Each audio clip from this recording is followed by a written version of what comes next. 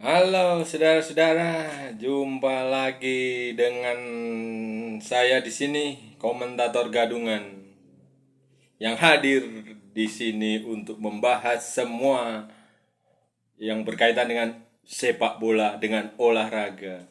Karena saya adalah komentator gadungan, komentator yang gadungan. Hari ini kita akan membahas soal apa ya? Liga Champion. Liga Champion. Kita bahas Liga Champion. Semalam tuh pertandingan. Beuh, top Marco top. Nanti malam, dini hari juga ada pertandingan. Jadi kita akan bahas itu. Kita akan bicara banyak hal tentang Liga Champion, tentang musim baru. Musim baru yang pastinya akan jauh lebih menarik.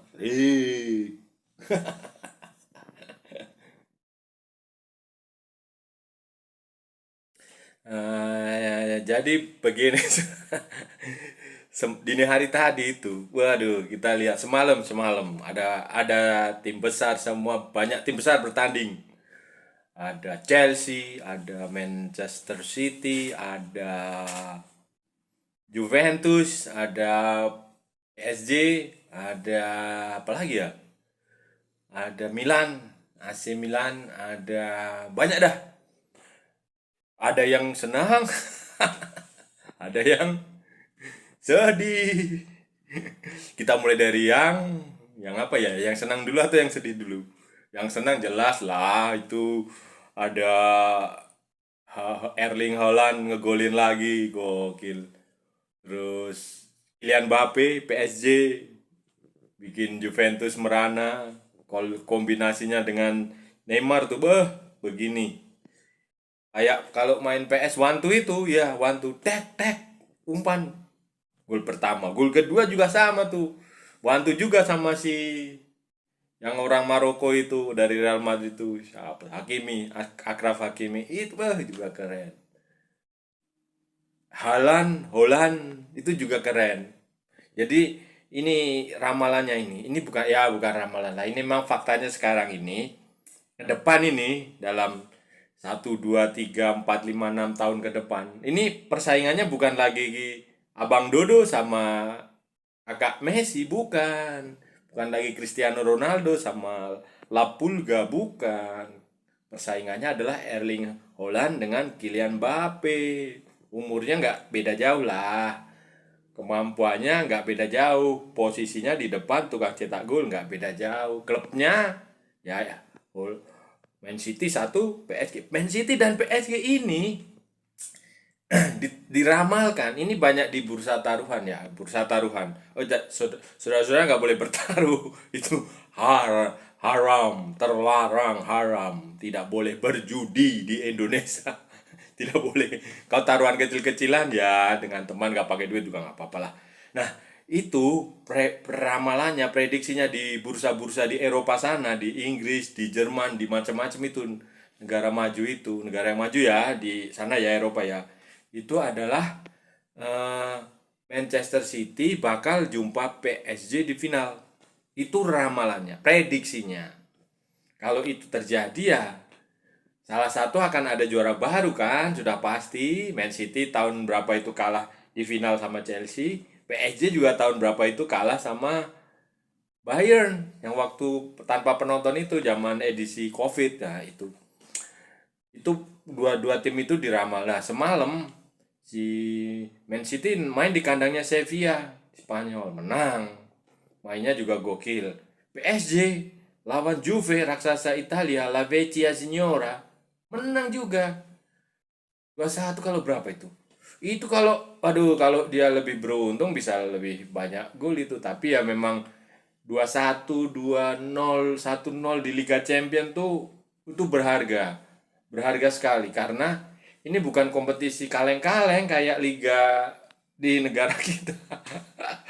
Yang baru kemarin malam itu ada bakar-bakaran di stadion gara-gara lampu mati itu. Aduh, itu dah begitu. Itu begitu keren. Nah, jadi prediksinya kalau dilihat materi ya oke lah, mereka materinya bagus.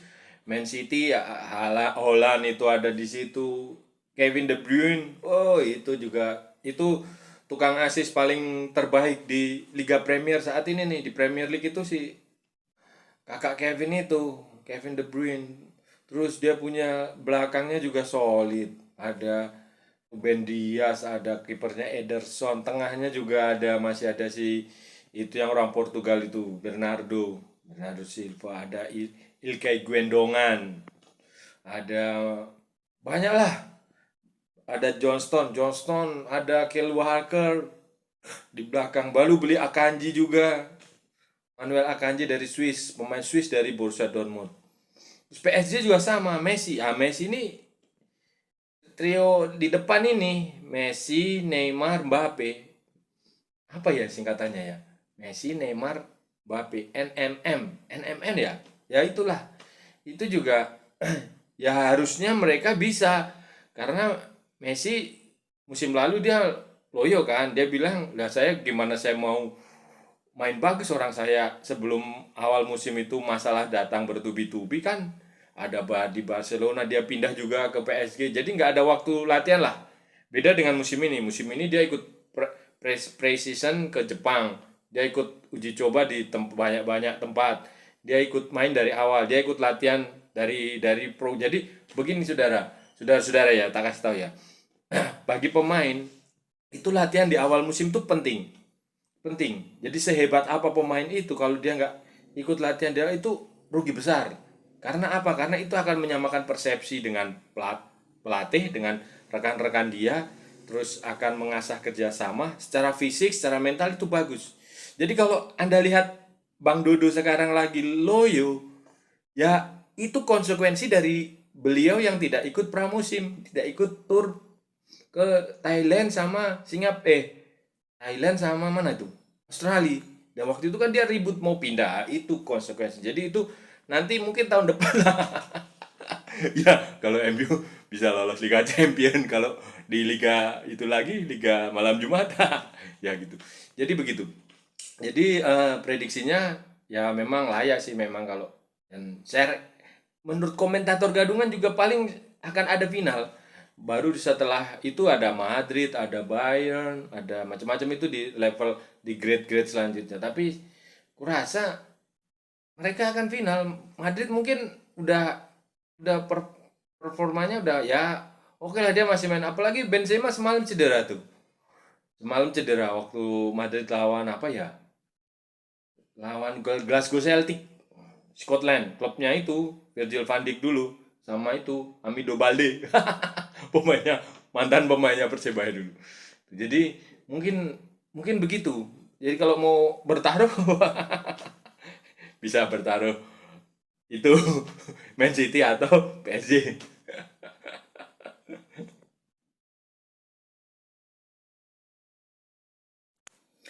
Nah, itu tadi tim yang menang kan, yang menang yang PSG, ada PSG, ada Man City. Yang bergembira lah supporternya. Nah, ada yang tim yang kalah nih. Juventus. Ya itu Juventus itu udah gimana ya?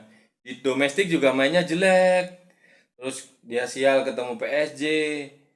Kalah lagi kemarin, yang terakhir tuh Juventus waktu di Serie A sama Fiorentina imbang. Untung ada si Mattia Perin bikin gagalin penalti.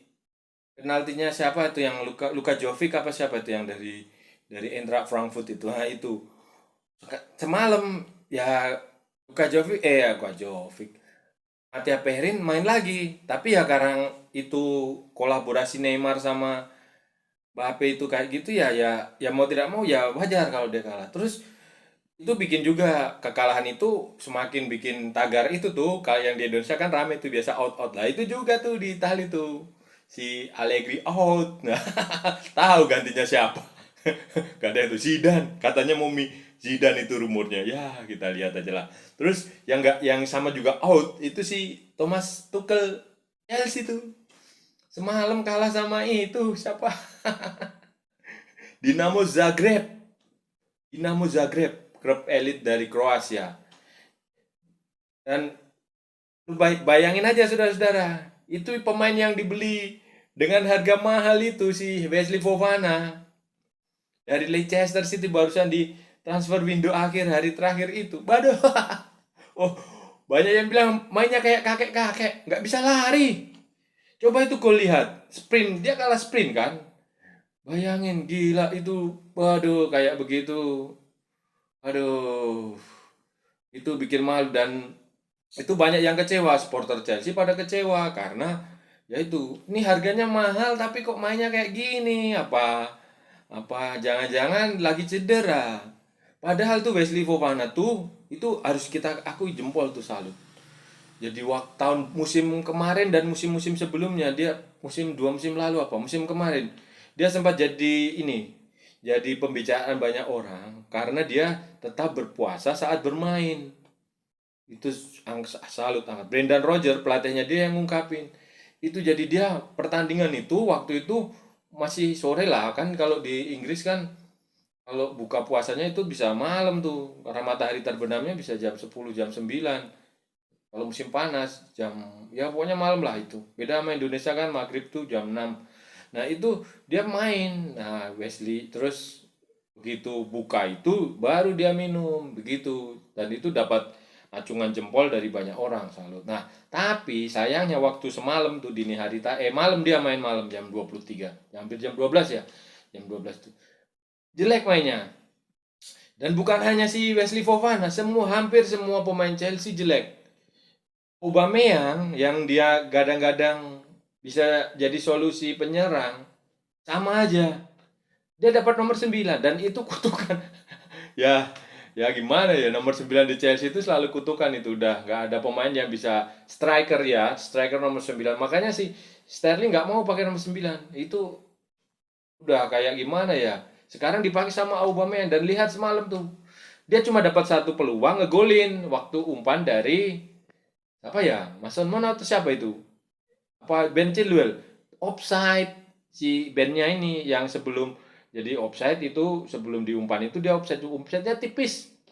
Alah paling segini, sejari gini, offside tipis itu. Tapi selebihnya mainnya jelek. Thomas Tuchel tuh kayak nggak ada formasi, kayak nggak mainnya itu, kayak nggak, dia nggak punya taktik, nggak punya strategi yang pas gitu. Dia masukin semua pemain pengganti tuh 5 pemain kan sekarang aturannya boleh memasukin 5 pemain kan. Nah itu dia masukin semua, nggak bisa. Ya kalau dia kalah sama apa klub yang pernah juara Liga Champions, sesama Liga Champions, atau klub besar di Inggris kayak Liverpool, kayak MU, kayak itu mah oke lah. Tapi ini Dinamo Zagreb, bayang ya, Dinamo Zagreb klub besar di Kroasia, tapi kan level Kroasia kayak apa sih? Iya kan? Dibandingkan Chelsea, dibandingkan Premier League di Inggris, ya masih kalah. Dan itu kalah, kalah memang. Diakui Dinamo Zagreb counter attack-nya bagus tuh. Dan itu kalau nggak ada Kepa Arrizabalaga, si Nadeo KW berapa, entah KW 2 apa KW berapa. Itu bisa jadi kalahnya nggak 1-0, bisa lebih. Soalnya Dinamo itu begitu dia unggul itu, babak kedua lihat bertahan akhir bos. Tapi ya itu normal lah, mereka klub klub hitungannya klub bukan klub kecil lah di Eropa. Dan itu bikin Chelsea pusing tuh. Apalagi kemarin di akhir pekan kemarin tuh waktu lawan West Ham, kalau VAR-nya bener itu Chelsea imbang lawan West Ham. Ya jadi itu bikin tagar out. Jadi ini awal musim ini udah ada 2 pelatih di Eropa nih yang kena tagar out nih, si Allegri di Juventus sama di Chelsea. Kebetulan dua-duanya kalah di pertandingan pertama Liga Champions. Jadi ini menarik. Kita tunggu aja apakah kalau itu Thomas Tuchel itu masih kerja sama Abramovich, saya yakin itu dipecat. Bener. Abramovich kalau masih tapi kan sekarang rezimnya beda, Tom Boehly. Nah, kalau Juventus nanti kita lihat. Karena Juventus masih ada pertandingan di Serie A. Nah, itu kalau dia masih jelek mainnya, ya bisa jadi tuh out beneran. Tapi ya kalau out ya menarik, itu akan ditarik siapa penggantinya. Bisa jadi Zidane beneran. Zidane kan jebolan Juventus tuh. Nah, kalau Chelsea siapa ya? Masa Pochettino? Pochettino bisa, belum tentu juga bisa. Lampard, masa Lampard lagi.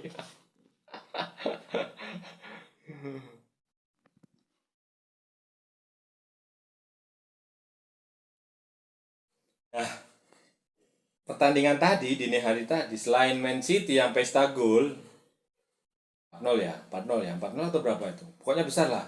Ya, 4-0. Itu ada dua tim lagi yang juga marginnya 3 gol.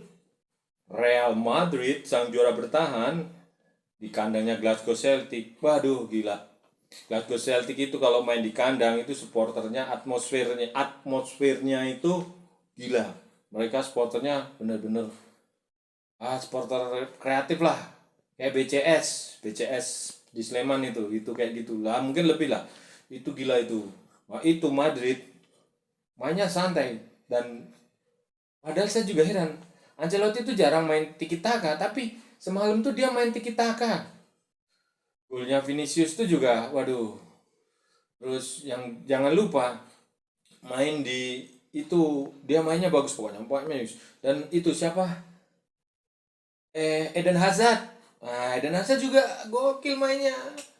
Makanya heran juga. Tumben si Eden Hazard bisa main bagus kayak gitu. Biasanya kan perutnya dia perutnya maju, overweight. Nah, tapi semalam dini hari tadi tuh mainnya bagus tuh dan ya walaupun itu Celtic tapi menang 3-0 di Liga Champions tuh tidak mudah walaupun itu juara bertahan. Jangan lupa ini Liga para juara, liga-liga yang benar bergengsi. Terus selain Madrid, oh ya, Madrid ini juga kalau dia tetap Benzema sayangnya cedera. Ya, betul betul. Benzema ini ya kita nggak tahu nanti pemeriksaan medisnya gimana kalau kalau dia cederanya lama parah ya kasihan. Madrid kita bisa lihat apakah Madrid itu Benzema dependensia atau tidak.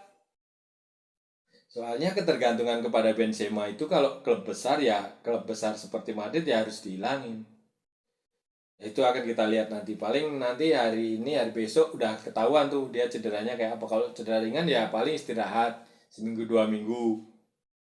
Terus yang lain yang gol lebih keren lagi tuh yang gol margin besar tuh Shakhtar Donetsk bacanya Donetsk, Shakhtar Donetsk itu di kandangnya RB Leipzig 4-1. Ya 4-1 margin 3 gol. Ini Shakhtar Donetsk ini juga unik. Ya sejak 2014 tuh dia nggak pernah main di stadion kandangnya dia di Donbas Arena bacanya Donbas ya. Oh itu kalau di Ukraina bacanya Donbas Arena. Gara-gara perang. Jadi perang di Ukraina itu bukan baru-baru ini saudara-saudara kan nggak tahu, taunya baru sekarang Putin ya enggak sudah dari 2014. 2014 itu Donetsk sama Luhansk itu diserang dulu. Nah, itu klubnya Shakhtar itu di situ. Padahal itu stadionnya keren. Saya pernah ke sana soalnya dulu tahun 2012 tuh waktu belum perang. Nah, 2014 udah dia terusir dari situ si Shakhtar Donetsk. Ya, itu dia main di pindah-pindah, dia main di Kharkiv, terus main di Kiev, main di Lviv, di kota-kota di sebelah barat. Nah, sekarang ketika perang benar-benar udah merata di Ukraina Timur, di namanya itu Donbas Region. Donetsk Basin Donbas. Nah, itu dia main di Polandia untuk Liga Champion ya. Untuk kompetisi domestik tetap main di lokal tapi nggak ada penonton. Jadi main di Kiev sama di Lviv, kota-kota yang di sebelah barat yang jauh dari serang. Semalam itu dini hari itu dia main keren. Ya walaupun kita tahu lawannya Leipzig, Rotenbulen, Red Bull Leipzig. Bukan Red Bull Leipzig. Rasenball Sport Leipzig namanya. RB itu Rasenball Sport. Rasenball Sport Leipzig. Nah itu 4-1. Dan ya kalau kita akan lihat lah itu dia akan bisa sejauh mana. Kalau dia bisa konsisten ya paling bisa lolos ke fase berikutnya. Tapi ya untuk lebih jauh kan si Shakhtar Donetsk kan pernah juara Piala UEFA kalau saudara-saudara ingat dulu tahun berapa ya lupa saya. Dulu dia punya pemainnya banyak tuh orang Brazil karena memang dia sangat Brazil, mainnya di Brazil, klubnya di Brazil. eh, Willian Borges itu juga dari situ kan. Eduardo da Silva yang dulu di Arsenal orang Kroasia itu yang naturalisasi yang patah itu juga dari situ. Banyak pokoknya dia pemain dari Brazil. Fred itu juga dari situ, yang Frednya MU itu juga dari situ. Memang dia hobinya sama orang-orang Brazil dan itu bagus. Kalau dia bisa konsisten dia bisa minimal lolos lah, lolos ke babak 16 besar, lolos ke perempat final ya masih masuk akal. Tapi kalau untuk langkah lebih jauh ya harus tahu diri juga gitu.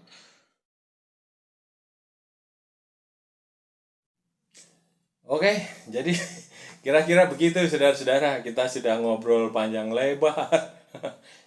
Sudah lebar panjang, udah banyak kita membahas soal PSG, kita bahas soal tadi apa itu?